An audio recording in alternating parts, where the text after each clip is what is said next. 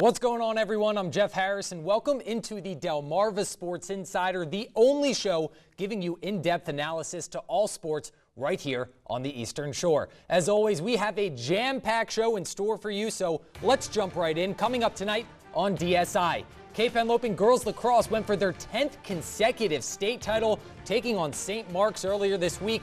Also happening, Salisbury men's lacrosse. They went for their third straight NCAA Division III title. Could the Seagulls finish the job? Find out coming up.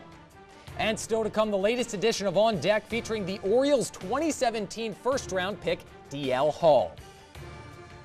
Welcome into the show you know and love. We start tonight with what many call the beautiful game. Caesar Rodney girls soccer trying to get to the state championship. They'd have many chances early off the corner. Jessie Perlman clinks this one off the crossbar before the end of the half.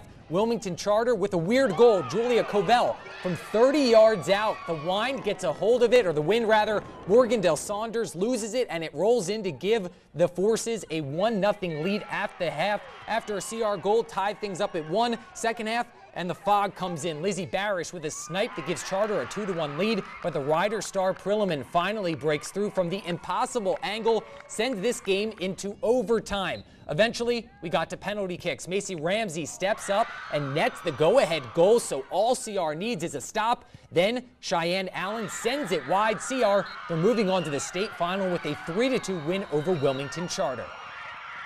I mean, with a strong team, we did what needed to be done, and we pulled through. Even when we made stupid mistakes, we pulled through and got the result we wanted. We all know that it's a challenge. Padua has beaten us every year, but that doesn't mean this year can't be our year. And we're looking forward to the challenge and keeping our heads up. In the Division II semifinals, Indian River battling DMA. Things would be tied at 0 at the half, but 2 minutes into the second, the captain, Elise Buenopane, finds side netting to put DM up 1-0. IR would attempt to answer. The cross into the box is actually going to be saved, and on the follow, Anastasia Diakos, just a freshman, is stuffed by Julia Emmerich. And then, less than 5 minutes later off the free kick, Buenopane bounces one off the defender's head, takes a weird bounce and into the back of the net. Indian River, they fall in this one 4-0. DMA is moving on to the state final. So fast forward a bit to last night, Caesar Rodney taking on top-seeded Padua last night in the Division I Girls Championship. Riders strike early, just 2 minutes in. The header by Jessie Perlman deflects off Laney Ford and in. Riders take the lead and are rightly pumped up. You see them there in the title game. A few minutes later, off the free kick, Megan Rigsby hits a good shot that goes just over the crossbar. Padua would then begin their attack. Initially, the Pandas couldn't find the back of the net in this one, but they got going very late in the half. In stoppage time, Rachel Simpson sends a strike that goes through the defense and into the net. That one ties us up at 1. Then just seconds later, and I mean seconds later, still in stoppage time, Olivia Boschetti taps one in off the header. Padua, they storm back to score 5 unanswered goals after trailing 1-0. They capture the Division I title with a final of 5-1.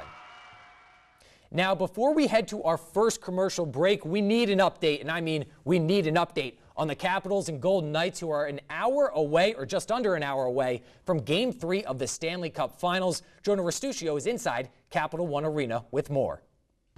Hey Jeff, as you saw us outside during the news at 6, fans everywhere. They haven't made their way into Capital One Arena yet though, but you can be sure that come 8 o'clock this place will be packed to the brim and rocking the red. It's the first time in over 20 years that the Capitals have hosted a Stanley Cup final game, and earlier this week they got their first in the finals of the postseason. They took down Vegas in Vegas, which is a feat of its own for their first ever Stanley Cup final win. So with the series tied up at 1, they return right here to the nation's capital, looking to take a 2-1 advantage over Las Vegas. Teams that win Game 3 in a series that is tied up at 1, well, they go on to win the Stanley Cup, host Lord Stanley's Cups 78% of the time, a very commanding statistic that Washington hopes that they can add their name to. We're going to keep you guys updated all night long, and of course tomorrow at News at 6 you can catch a full recap of tonight's game. But Jeff, for now I'm going to send it back to you in the studio, reporting from Capital One Arena in Washington, D.C., Jonah Restuccio, 47 ABC. Again, that was 47 ABC Sports' Jonah Restuccio, or rather inside Capital One Arena, as the Caps and the Golden Knights, they gear up for Game 3 of the Stanley Cup Final, knotted at 1 game apiece, so one of these teams looking to move in front with a win. Now it is time for our first commercial break of the night, but when we return, could Cape Henlopen girls lacrosse capture their 10th consecutive state title? Find out when DSI returns. I'm Logan Walls from Del Mar, and you're watching Delmarva Sports Insider.